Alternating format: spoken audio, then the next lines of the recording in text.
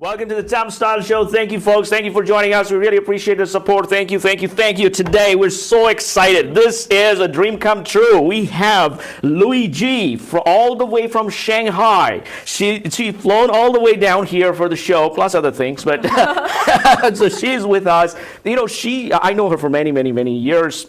She started from San Diego, UC San Diego, and from there she worked for a number of companies, worked in the venture world, funded a bunch of companies, opened her own startups, launched things, and then now she is a chief global director or global delivery officer at a top company, at a unicorn, as they call these, this is insane, and I forgot the name of the company. What's the name of the company? Kyligence. Oh, Kyligence. Kyligence. Should I say Kyligence or Kyligence? Both works. Kyligence also. Kyligence works. No connection with Kylie Jenner, right? No, nothing.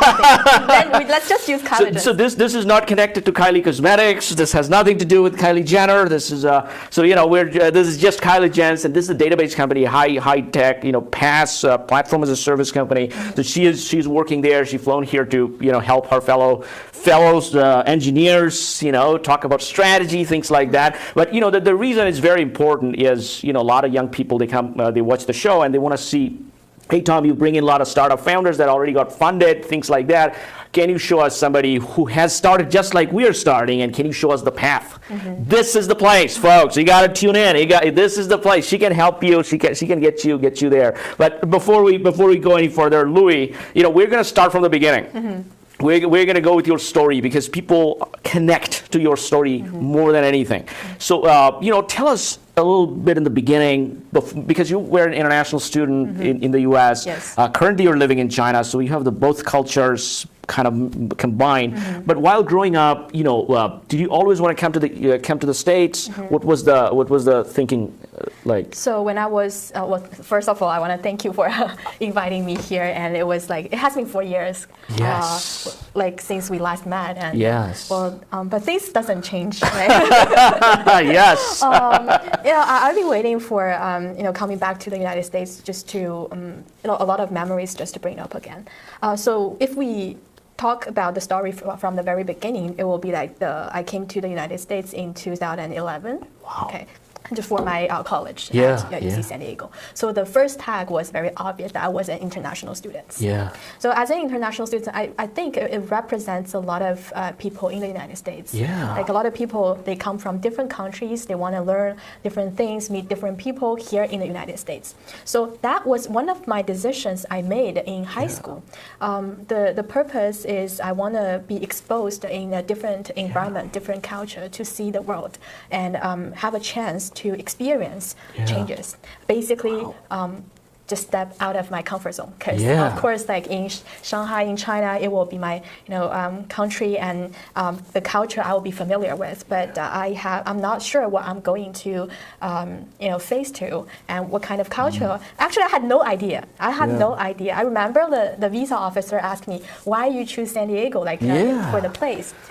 I've never been to San Diego before. Before that, he asked me this question. Actually, one of the reasons I just told him directly because of the weather. The weather is really good.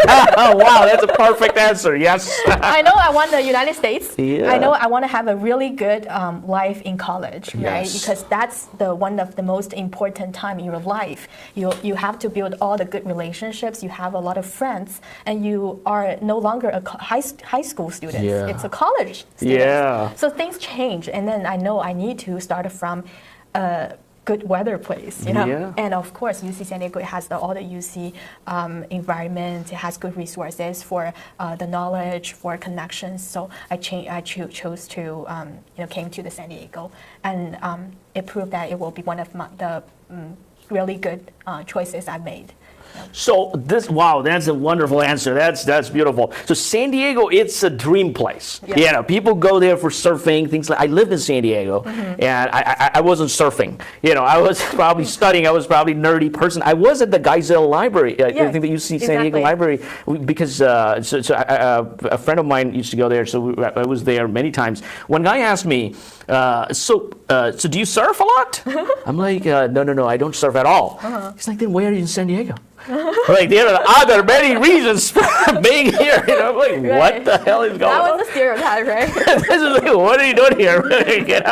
And the surf community is big over there. Health and fitness, things like that. That's pretty big. Now, but that's for us. It's easy to say because okay, if you're in the New York and like for surfing, let's go to San Diego or things like that. But you are choosing that, making that decision, sitting in Shanghai, thinking, okay, it's a good weather. And it's a very good school. You see, San Diego is one of the best schools for engineering, math, and you did mathematics and business there. So, the international student experience. So that's important because a lot of times in China, a lot of people used to have better idea about America, but now with a lot of problems with mass shooting, with this, with that, with culture shock, blah, blah, all that list goes on because that's on the media and, it riles up the base and there is a political reason for that. But that if you're living here for decades and decades, but as an international person, you don't know the politics, you don't know what's going on, what to say, what not to say, so that experience, how do you look back? How do you think of it? Well, I think it's not just United States. So no matter which country you go to, some people go to England, Canada, anywhere. It's just like you are going to a place that you have no idea. Even if you watch from the televisions, like from TV, from movies, but things you have to experience, and then you will know it. Otherwise, you have no idea. Like I had no idea. And also, I think the first challenge is I was a very introverted person. Actually, I was very shy. I was not sure how to. I prefer to listen actually, compared to rather than talk. Right? Well, now you see, I changed a lot. So what helped me to change is because at that time you have to step out of your comfort zone. Yeah. What college brings you is not just knowledge. It's not just about the technical skills you learn, the hard skills you learn, but also you know yourself better through all the challenges, through all the new things that you keep thinking about yourself like, oh, should I step out of that comfort zone? And also in different culture, some people, some country, when you say yes, it doesn't mean yes, right? It probably means no. Oh. So it's the tricky part. Wow. In America, it's like, oh, yes is yes, right? Yeah. No is no. It's pretty straightforward. Yeah. But in different cultures, you especially in Asian cultures, or probably it's my opinion, right? So we try to build a good relationship. Yeah. So we won't say a confirmed yes. We'll say, all right, yeah. But it doesn't mean yes. Probably I'm hesitated. Yeah. So a lot of things. It's just one example. Like there's a lot of different things that I have to listen and feel first. See if this sentence or next sentence will offend someone. I was not sure. Actually, you won't. But I was very cautious. So the entire experience, the thinking process really helped me to grow, right? And all the challenges I made. And, now even if I'm still an introverted person, I'm able to, when I meet strangers, because it's kind of culture in the United States, because the personal safe distance will be different in Asian countries compared to Western countries. You won't say hi to strangers if you were in, I believe, in most Asian countries, okay? But here, you will say hi, how are you, right? Because, one thing I wonder, because over there's so many people. If you keep saying hi, by the time you get home, you're probably dead because you said hi 100 million times. Over here, there's one guy and 50 years away, so exactly. I mean, it's totally different. Right? It's just examples in daily life. Not to mention when you step into the business world, it will be totally different. And also for example, another example, in China, we show respect to elder people, or people have more experience than you, or they came to the company before you, right? They show strong respect. And it's from the wording part, in the language, you will express it in different ways. But in here in the States, you can call their name directly, right? It's Tom is Tom, right? Louis is Louis. It doesn't matter. Even if you are, for example, if you are my boss, if you are my senior manager, it's fine. But it doesn't work in this way in China. So. So these things, I also have to adapt to the change after many, I stayed here for eight years and I went back to China. I also have to try to get used to the business environment in China side.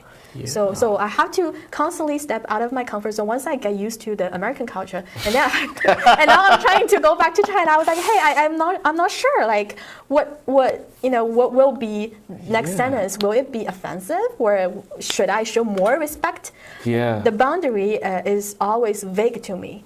But I think that's something the journey I'm here brought to me, that I'm able to adapt to changes. So that is really important for all the students, I think, not just international students. Like when you, in a different environment, you are trying to experience new things, the ability to adapt to changes will be really, really important. And you have to embrace all the challenges, or even your weakness. It's fine. Yeah. So I have to embrace that. Okay, probably it's hard for me to speak a lot, like in the past.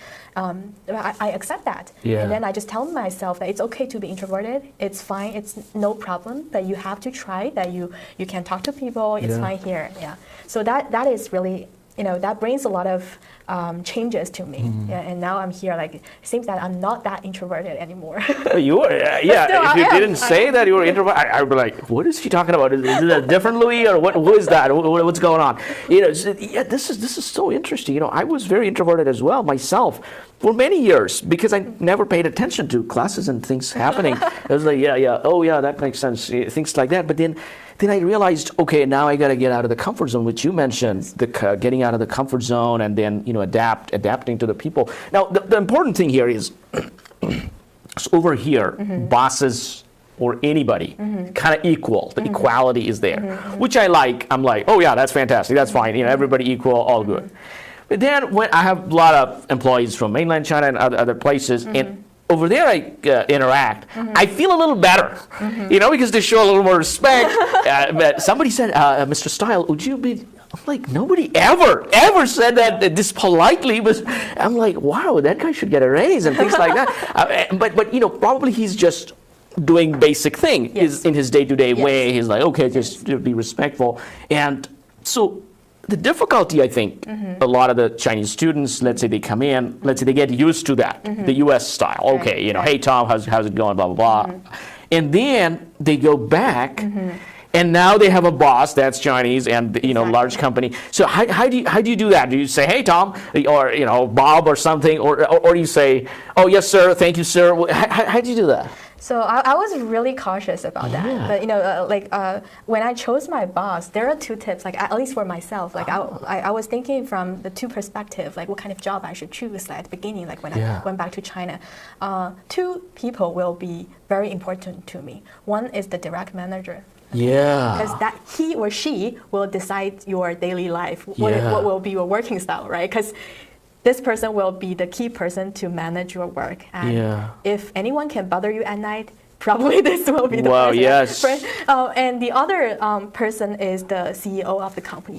But because CEO decides the future of the company, you have to just check the background if this person's thoughts and anything in the news matches what you think, what you believe. It's really important. So these two persons, well, luckily from my side, is the same person. Oh God! Wow! So I just get one process. I don't have to think too much about it. And luckily, our CEO, like, he has a very international background. He understands. He also, like, he used to work in eBay. He came to Silicon Valley, so he knows about the culture, and he's very open to international students like me. And he's like, you don't have to be afraid of speaking anything. There's no boundary. So, and a lot of new companies emerging in the China side is like that, because China changes a lot. It has a very fast pace in the past 30 years. And everything is modernized and developed. So people embrace changes. So it is very important, and they embrace different cultures. So he really respects young people's thoughts and all employees' thoughts. So it will be a more free environment. My concerns were gone after a week or two. So that is really good part of my journey. Wow. Yeah. But if you didn't do the check things, right? 'Cause I checked before I went to the company. I make sure the culture, the environment, the team. I met the person, right? I talked to my boss twice just to make sure that we speak the same language. Right? We understand in the same environment, like the culture background or things like that. So if you didn't do the background check, because it's a mutual choice. It's always a mutual choice. If you step into a culture environment that basically you find it's hard to adapt to, either you should be aware of this situation, you change yourself, or else just leave as soon as possible. Otherwise, like and it's really difficult after you spend so many years in the United States, you get used to that, hey, I can call your name directly, right? Yeah. Why would I call something else? Yeah. It brings some awkward, you feel awkward, right? Like when you don't behave in the way that you feel like you get used to. And if that's the case, then you should change an environment. But before you make a choice, you think about what really matters to you. So what really matters to me is one, my daily working style. Two is the future of the company. Whether if I'm following the trend, because I want to join projects or business that will have huge impact or have the potential to make a huge impact in the future. So these two perspectives are very important from my side. So I believe everyone will have something that matters to them, and before they make a choice, they can think about what kind of key decisions they have to make and what factors will affect the decision. So what you're saying is, as soon as they get an offer, they should say, "Oh yes, I'm coming tomorrow." They should be checking. They should, okay, where is the company going? Is it, it's like Sam Bankman-Fried gives you a call. Yeah, you're hired. Come on over to the Bahamas. You show up there, and the next day he's arrested. And they're like, "What happened here?" Oh my goodness. So you gotta check. You gotta say, "Oh, okay, what's going on? Where's the company going?" And the environment and all of that. Environment. I'm sorry. I was laughing when you said your boss said, "Oh, there's no boundaries." I'm like, in the U.S., if you say that, and if you're see, they're probably, sorry, that is another misunderstanding because of the language, okay? It doesn't mean that way. It means that, when you are in the meeting room, when you are in the discussion, you don't have to be afraid of saying anything. Okay, so that means that makes sense. No boundary. Yeah, I was thinking it's that. It's not other things, okay? So the attorney's watching, like, that's the case right there. Okay, we no, found the boundary, like the stress, like the pressure, if you feel pressure to say anything, don't feel the pressure. See, I'm international student. It's always, things happen. This is, that's very good. Now, a lot of your people that inspire to be you, they're watching and like, it's easy for her because she's working for the CEO, directly reporting. Now let's shift back here. Okay. How did you get there? Because a lot of people always wake up in the morning like, yeah, it's easy for this guy to say because he's a millionaire, he's easy for that, but they don't go through the steps. You have gone through 2 masters, bachelor's at UC San Diego and University of Washington, St. Louis, and then CEIBS. So those are some incredible places that not many people can get in. Getting the degree, and then you worked very hard in multiple companies, including venture capital companies, where you have seen the investor side of the game, and a couple of multinational companies, a couple of companies in the U.S.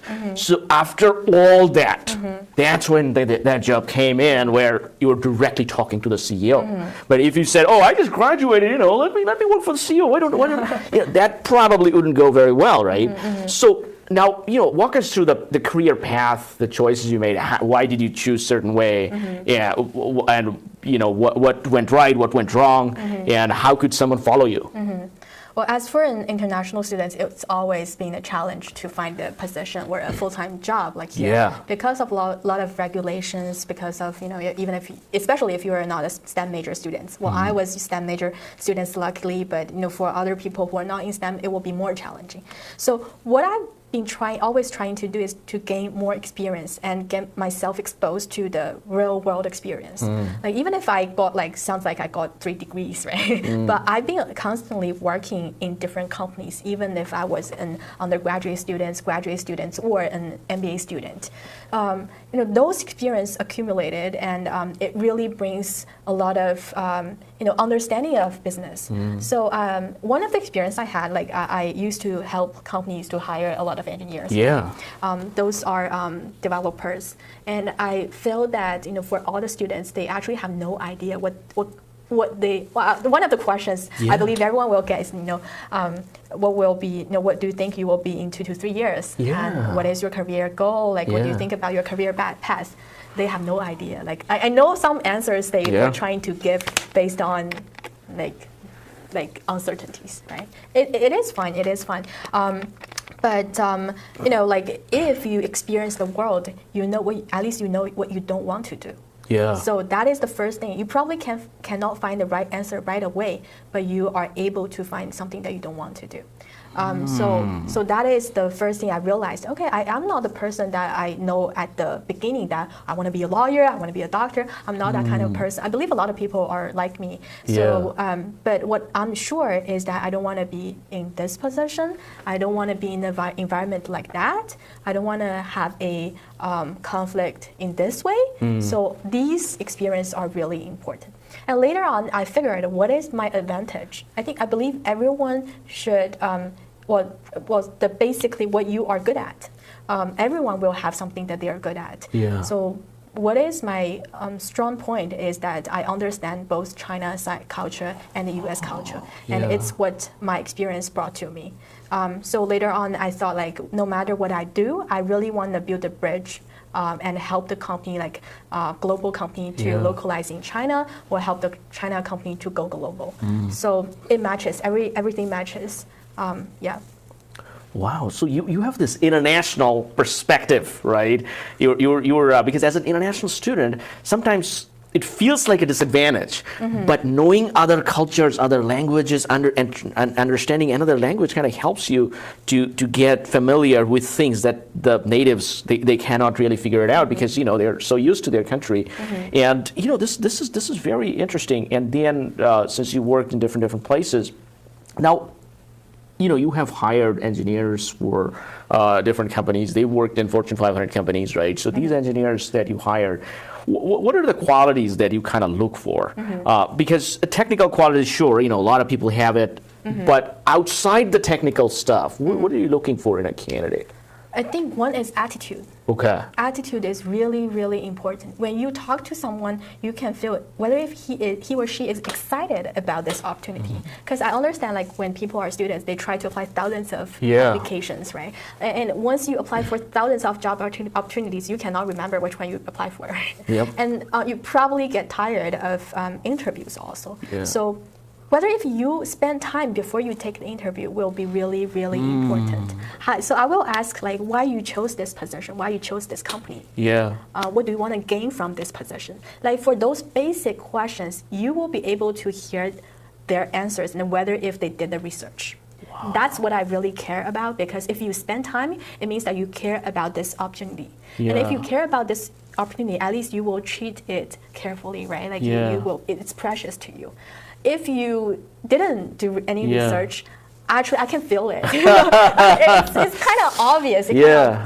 So I think it is your life. It is your job opportunities. It is your chance to learn. If you have to be the person take responsibility of yourself. So attitude, it will be the first thing.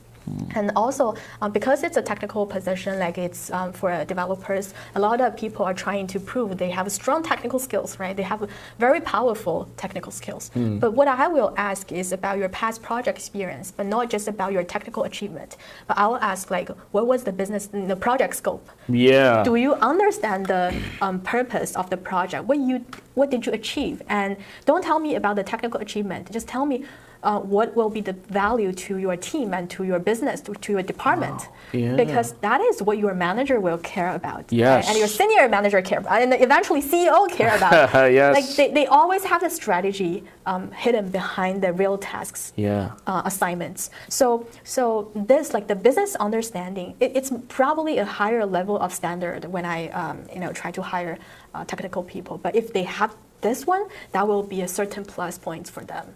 Wow. That's the second thing. Third thing is about the communication skills.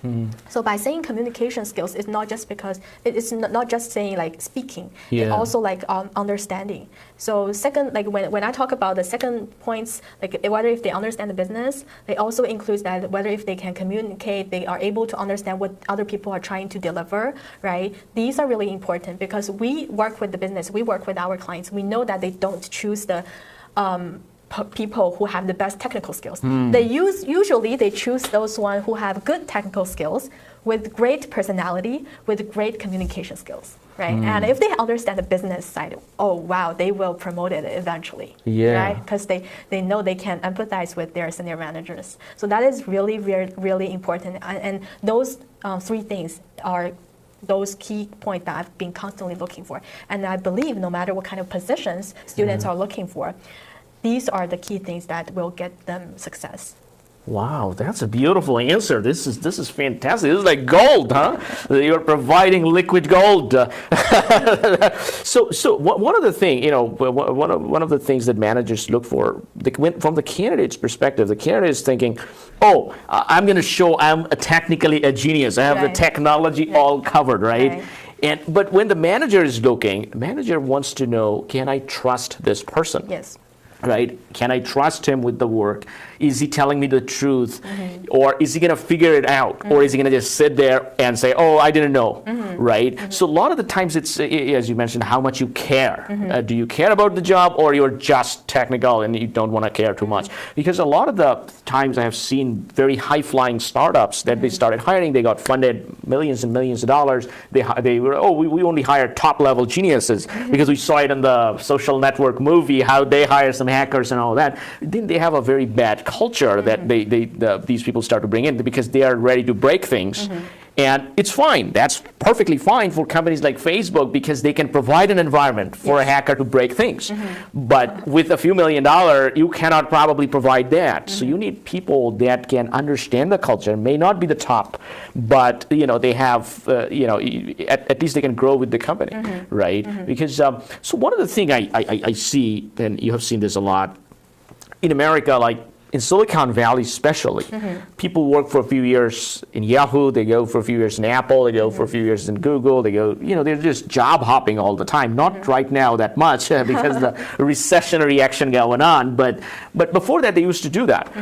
Whereas there are people, they stick with the company, stick with the mission, they're loyal, right? So when you're looking at a resume, and you see the loyalty in one resume, and you see the other guy hopping, going up the ladder, moving up the ladder, which one would you what would be your thought process in that? I think first of all, I don't think there's a right or wrong. Because people have their they have something that they care about. Some people they care about letter. Some people they care about the experience. That might be the reason why they choose different environment to try. But but I will see the frequency and also the length. If you stay within a company less than 1 or 2 years, probably and if you do it constantly, I will have a doubt that whether if you learn enough or whether if you have contributed enough. Because some projects, it lasts long, right? You cannot achieve, you probably get familiar with the company, with your team within 6 months, right? You just got the feeling like what they are trying to build. And then after another 6 months, you left the company. So what did you learn? What did you contribute? So I'll try to ask more questions to figure out why they did this. Many people have different reasons. If I'm able to understand why they really, family issues, right? A lot of things. That's are something that we cannot control. But and also I'll ask about their understanding of the business, what they achieved, right? If they have deep understanding, they are able to deliver something. If they don't have any contributions, they actually cannot say much stuff. I can feel it. So I don't think there is a right or wrong in this perspective, to be honest. But I personally will think, when you were young, of course, you can try a lot of things because you're not sure what you like, what you don't like, right? You have to feel. That's why, a lot of students, they have an undecided major at the beginning, right? United States allow that. That's a really good part because you have to feel experience. But after several years, you don't have much time to hesitate because you still have to be an expert, at least in one domain. right? Yeah. Hopefully you are able to find your strengths at the very beginning or in a very short time. Then you will be able to stay in the field for a long time because just trust me, like the longer time you spend, you will learn different things. As long as you are not repeating yourself doing the same work every day, okay? Just make sure that you try to learn something new every day. Yeah. You try to think and you try to understand the business values, right? You try to think from a higher level. It will bring a lot of things to you, new things to you. Yeah. Talking to you, what I figured, you were an you have unbelievable expertise in recruitment. You can kind of see the career path and all that. I think one of the things, I think a lot of your audience would be like, oh, we want to have her. She should have her own consulting agency in China where she can help the or people that want to be international students, how to pick a major, how to get through the U.S. life, and also provide information that's helpful. A lot of people open agencies, they try to provide information that is not related at all because they don't have their own experience. But I appreciate the entrepreneurial thinking, but the value is low. But in your case, you just thrown out gold. So that's fantastic. Now, so that's the recruitment side, yes. A career, somebody choosing their career, right? You also helped a lot of startups. Yes. You helped your friends, and you helped other people that and also you helped other startups to get funded. Yes. And you have gone through. You work for the venture capital companies. You've gone through applications of these companies, and okay, that guy gets the money, the other guy, or probably in the board of thinking, right? So in that, how is that experience? Let's go with that first. Well, for the venture capital experience, actually, there's different stage, right? Yeah. When you are a angel investors, when you are pre-A round, like A round, it's totally different. So I had a lot of experience in different stages. So I joined company like they work as a angel investors, incubators for those startups. So that's at a very, very early stage. And once I joined the company, I understand from the investor side what you will how you will evaluate a founder, or they probably only have one or two team in the company, how you will evaluate them, how you will help them to grow at a very, very beginning age, and also like how you are going to find them. Yeah. Because it is like you are trying to find the gold in the sands or in the river. So this is the early stage experience, right? And then like venture capitals, you already found some, they already got pre-A funds and you try to help them to grow big. Yeah. And that's another perspective. And usually, that's our, the domain industry I work with was like they are trying to help those high-tech companies to grow. Oh. So in that one, and also it was a top level VC globally. So they think from this different perspective, and they did a lot of research also about the founding team. And then the experience I built the team helped me to understand, because it's basically the logic we're saying. When you are trying to find the founders, what kind of founders you're trying to look for. It's nothing different than when you are trying to find a students, a candidates, or employees. It's same. You want to see a great potential in this person. He or she has to understand technical side, communication, right, business understanding, because he will be or she will be the key person, right, to make the decision for the company. So it helps me to understand from both sides. And also, in summertime, I used to go back to China. I helped those global company startups to localize in China. Wow. So I used this chance to build the local connections with investors, also a lot of other key people, stakeholders, that they are able to provide different resources. And I understand what kind of resources they can give, because usually people, they only have money, right? They were like, I have a lot of money, but I also have other resources, but I don't know what I can help them. And then the youth incubator experience also helped me to understand what else they can provide. They, if they are from the accounting firm, they actually can provide the consulting service for those startup companies, and also lawyers, right? Other things, and also from the HR teams, right? A lot of different side. And also for again, for those global startups, they have cultural difference. They don't understand what the environment will be on the China side. So like everything, all the experience really helped me to understand both sides. So I'm able to connect them together, and eventually they will get a building, they will get an free office for them to start a business there in China. Yeah. Yeah, wow. So yeah. that is incredible. So, it's kind of similar, not the same, but in this case the threshold is higher because you're trying to find the right founder and the team and things like that, the chemistry between the team, things like that. Okay, so that's fantastic. Now you brought up a couple of times China and US, and since you're multinational, you're trying to figure out to navigate this water when even politicians can't figure it out what to say. There are a lot of topics, and a friend of mine was saying, why don't you talk about the TikTok ban? Are you crazy? Oh my goodness. I don't want to touch that part. I'm not going to be talking about politics in here. Right? No. So but the thing is, I have worked with thousands probably of Chinese students, Chinese people. I have hundreds of friends, at least I can say, in China that are either living here or living in China. Right. And I have never felt better. They have been nothing but respectful, nothing but absolutely amazing to me. And, I feel terrible seeing a lot of media escalation in both sides. And, now I don't want to go into too much of that. I want to think of, how do you see an optimistic view that future we're going to be, it's better together, or you see, it's going to be more isolated view, where Chinese founders will think of expanding in non-Western countries, Western founders will think of expanding in this economy, in this ecosystem, and then they're like, okay, maybe in case we get into China, good, if not, that's fine.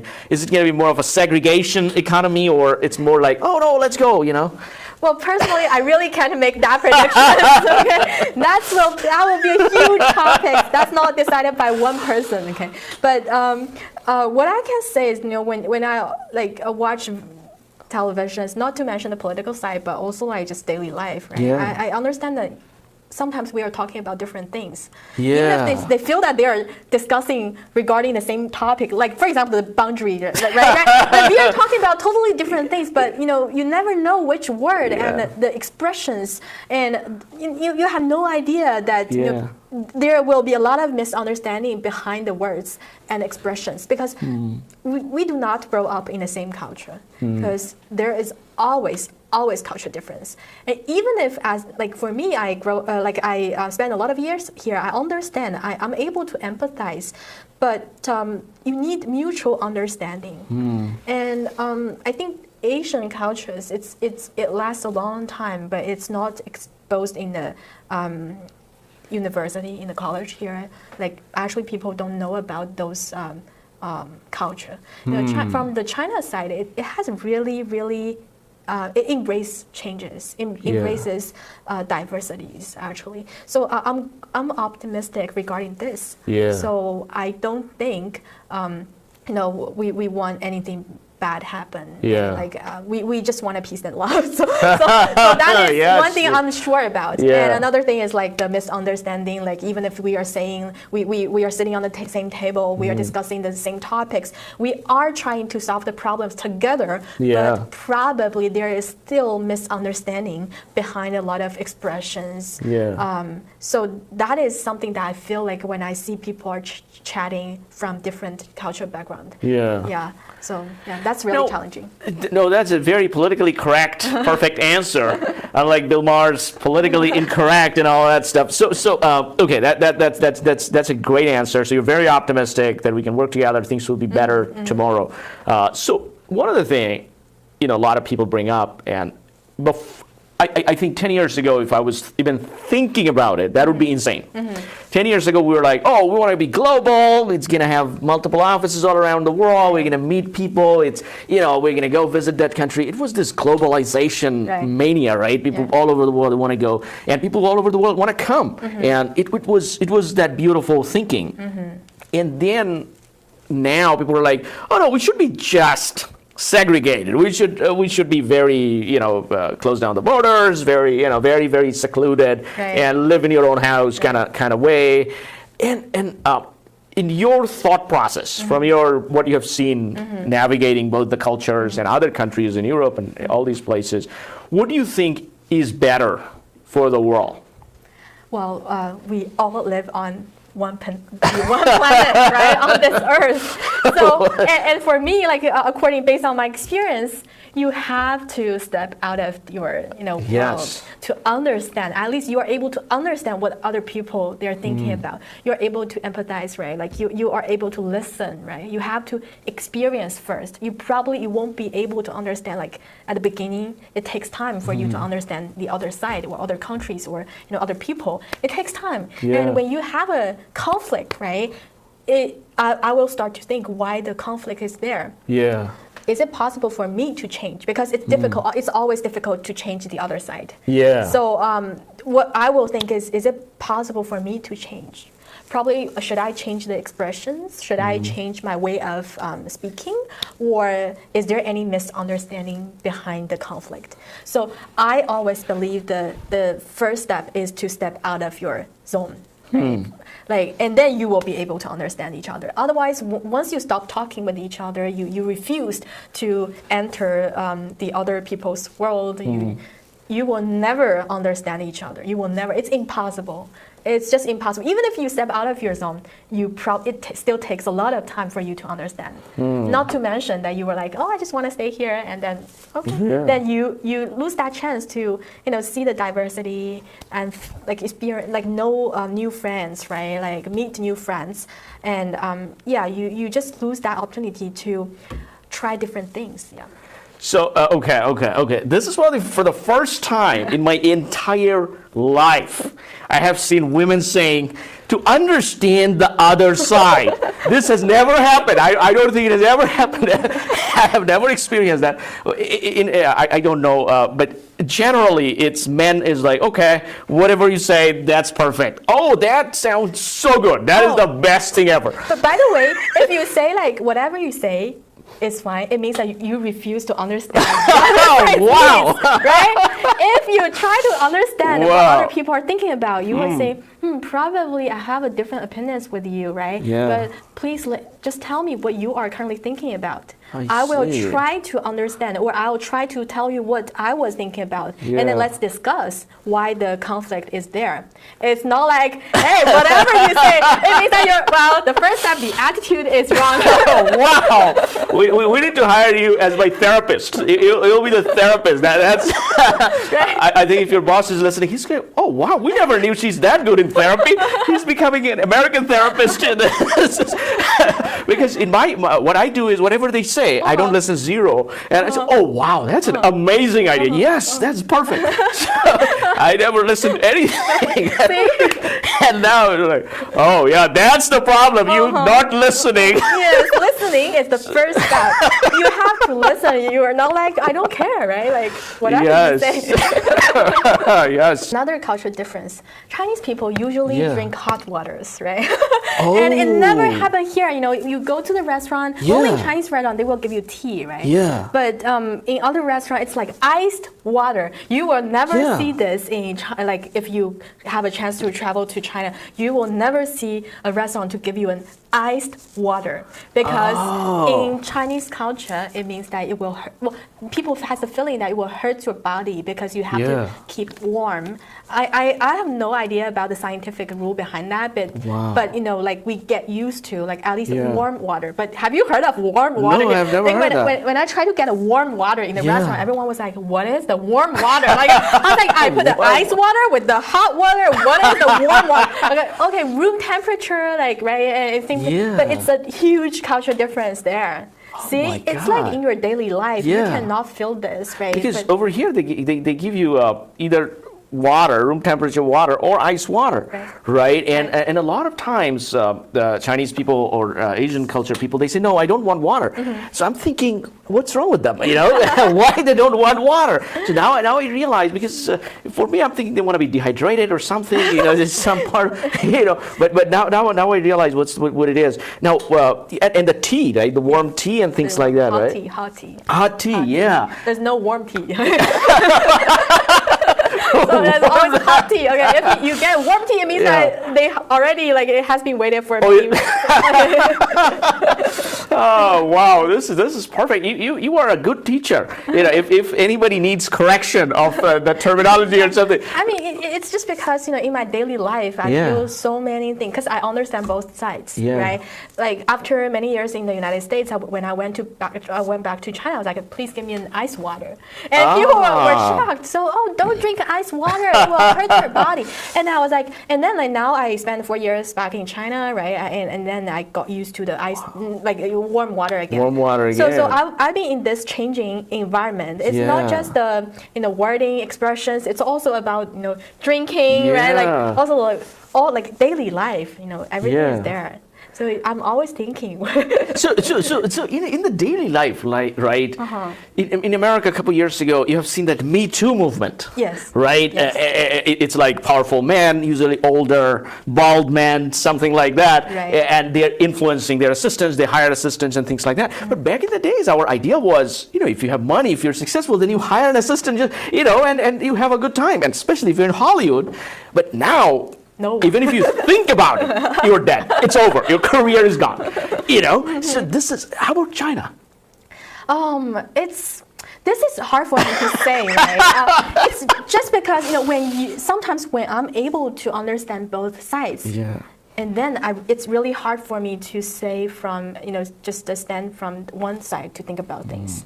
So right now I'm not sure how I can represent the entire China, right? That's the one side. But some topics are really sensitive here. Yeah. Really sensitive. Like once you touch it, you are gone, right? Oh right? Yes. But it definitely, in China side, we didn't bring this to a very sensitive way because. There's nothing special to trigger it, right? So it doesn't mean that things like that doesn't happen. Well, because there are so many people. Yeah. But I think nowadays people are trying to show respect, and we have like social distance. Basically we have we don't talk to the strangers, right? Oh yeah. Things like that. Yeah. And so the topics are different. So we won't just discuss a specific topic like this, what happened in the United States, and then we bring to China. Yeah. It's not like that. So you're not importing that component of the culture directly.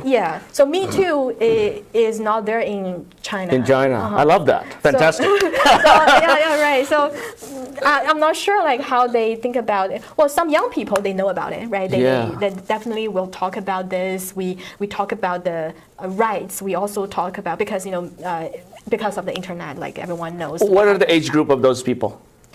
They don't care about these things. Like they have other things to care about. Oh, thank God! Yeah, okay. Life, right. So, but of course, people show respect. Try to show more respect to women, and definitely we also talk about those rights. Yeah.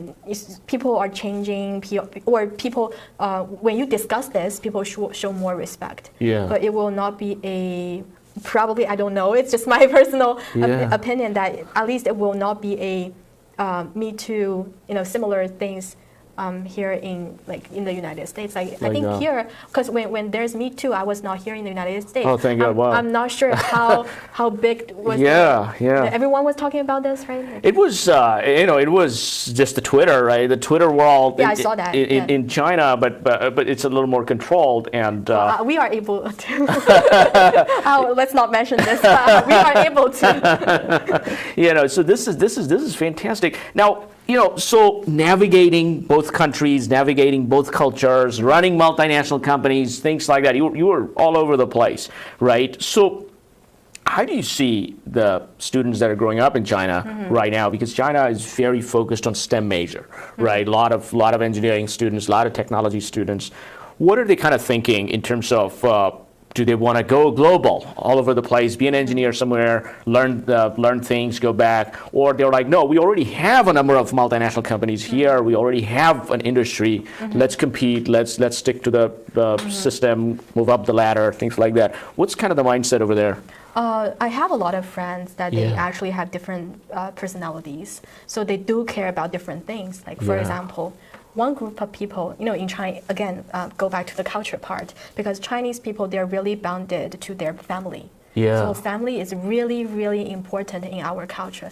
So I have a group of people that because their grandparents are in China, their parents are in China, so they definitely want to spend time with their family members. So they will choose to go back to China, and family will be one of the most important reason probably. And another group of people, they came to the United States, really like the environment, and they got used to the culture, right? They've been changing when especially that college time is really important for someone. They will change a lot because they try to build knowledge, to get connected with the society. So they get used to this culture, and then they stay here, they make friends here, right? They also have families here, and then they will stay here. So, and another group of people, probably like me, that they feel like, oh, okay, I gain knowledge here, I gain experience here. I also want to see, because China changed a lot, right? Yeah. It developed really, really fast. I want to see how China is right now, because when I've been back to China, I can't find where my house is because my family moved again, right? Yeah. So things change really, really fast. Every year when I went back, it just changed. The city changed entirely, and the high-speed train, a lot of things. So I also want to see like what China has been changed to. So this group of people like me, probably they will also go back to China and see whether if I can, just spend time with my family, also like see the new world, right? Like see the changes. I think different group of people, they have something that matters to them, so it will lead to different decisions. Yeah. Now, Louis, one thing I think about all the time. I see you, I see our employees, I see you guys are super sophisticated, living like a model type of life, right? In Shanghai, high life. And then every time I hear about China, it's some manufacturing. And China is it is still the manufacturing hub of the world. Right. Everything that's made around the world, probably half of it made in China. Right? Now, looking at you and looking at these people, I'm thinking, who in the world is manufacturing over there? I can't imagine you manufacturing anything. So my thought is, give it another 30 years. General population, they probably wouldn't want to manufacture anything. They probably just want to go to restaurants, do service business, and the economy, the way in the Western world it has been grown, right? So, and they would be, just give it to Brazil, just give it over there. We don't want to touching that equipment and things like that. Do you see that, or you see like people be like, no, we're going to do it ourselves? Well, I also had an experience when I was in MBA. I got a chance to, work as a consultant at a global company and their business in China. So I got a chance that they have a senior people. They just had a tour, like took us to the manufacturing company, and also I saw also how they work and try to help them to build a new business process, like re-engineer the process or give some advice, suggestions. So I could say, that nowadays, even like it's called a manufacturing company, things work so differently. You see all the technologies are applied to those manufacturing companies. Like you see, even some they have smart logistics. They are able to have a very accurate prediction about about their inventory, about their logistics, also they can have a really accurate calculation about the pricing, the cost per SKU, per product. So, and also even in the manufacturing company, the warehouse, in the warehouse, okay, you can some very fancy products are there, like even the robots. So that's like very automated. So I believe the talents that we need in the new industry, they call it Industry 4.0. Wow, so that's Industry like 4.0. So they have a lot of new technology applied in this domain, and they need more talents. And those talents, they probably know AI, they probably know computer science, they know the machines. So that's like different level, like compared to the past. And like what the Chinese firm or Chinese people, they always adapt to change, right? They always try, when they gain more profits, they try to invest in the new product, new machines, new technologies. So they try to make the entire process faster or efficiently. And I believe that's like a different way of our traditional understanding of the manufacturing industry. Wow. So, it's not just the Americans. The Chinese people the companies are also bringing robots to replace their people, replace workers. And, when I see China, a lot of people see difference. I see only similarities. I don't know why. I'm like, that's exactly how people are thinking over here. And over there, usually these big companies, their logistics and all that you mentioned, right? They're also thinking the same way to automate the processes, right? To make it more efficient. And so I think China would look a lot like the West down the road, and probably a future version of the West, probably, I don't know, because they have a very similar thought process, very capitalistic ideas. And, that's what I think. That's my opinion. You guys, oh, that's totally wrong. We don't agree with that. No, that's why I say, like, if I have a chance, I would love to invite you to, just travel to China. And just, again, like, you have to experience, you have to be in this world to feel things. You have to, anything that you didn't see, you didn't feel, you didn't experience, you can't believe it, right? Like, you don't know what is there. Because I've been seeing different videos. It's like talking about like something that happened in China 50 years ago. So I was like, okay, well, if people really believe this, it's hard for me to explain to them, right? Because they've never been there. So yeah, if I have a chance, I would love to invite you to. Yeah, we're gonna open Tom-style Shanghai.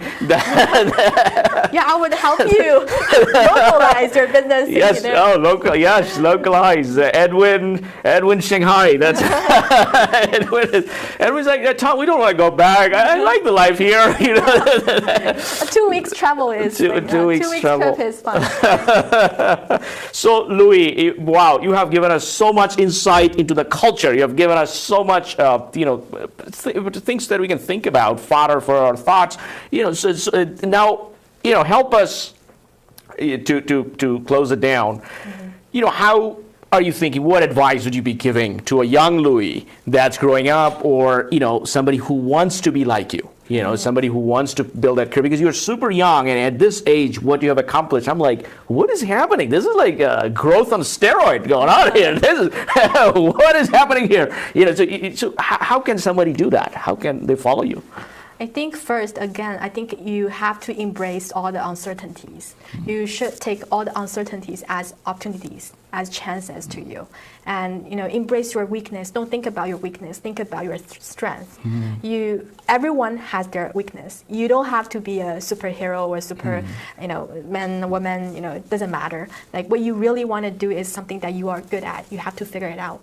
If you cannot find what you like, just find something that you don't like. Then you just don't do it. And if you are trying to focus on those ones that you haven't given up, right? And of course, you try to experience the world, because the more you experience, the faster you might find the right answer for you. And everything, all the dots will be connected. I think that's something Steve Jobs mentioned. Yes, that's very important. That's a sentence that I really like, because my experience really proves that. And before I heard what he said, actually this sentence was also in my mind, because I really believe what you did today, yesterday, it all has a reason there. And it will bring something in the future for you, and just trust yourself, you can make it. Wow, that's a beautiful advice. Wow, that's very good. You're a pro advisor. That's the Louise Ge. That's thank you, Luyi. We're really happy to have you, and we want to do the Tom-style Shanghai coming soon.